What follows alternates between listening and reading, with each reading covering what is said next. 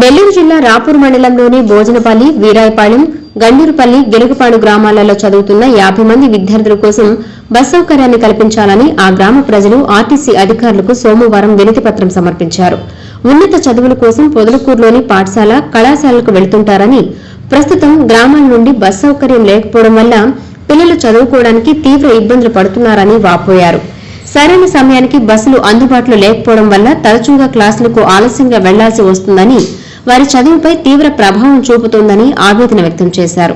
ఈ సమస్యను దృష్టిలో ఉంచుకుని పలు గ్రామాల మీదుగా విద్యార్థులకు అనుకూలమైన సమయాల్లో ఆర్టీసీ బస్సులు నడపాలని సంబంధిత అధికారులను కోరారు.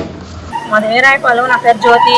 మాకు బస్సు 4 సంవత్సరాల నుంచి వస్తుంది సార్. ఇప్పుడు బస్సు ఇవ్వట్లేదు. మా పిల్లలు ఏమేమి చదివించుకోవాలి, రోజుకి 50 రూపాయలు ఇవ్వాలంటే ఆటోకి మేము ఇవ్వలేకున్నాము.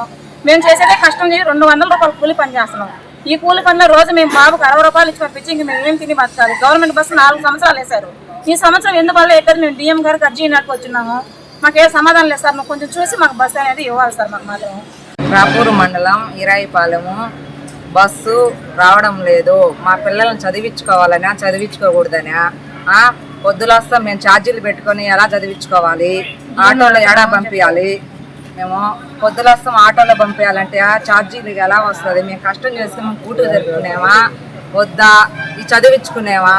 అదేదో బస్సు మాకు పంపిండి. బస్సు వస్తుంది. అది మా ఊరే కాదు, 3 ఊర్లకి బస్సు పంపించండి.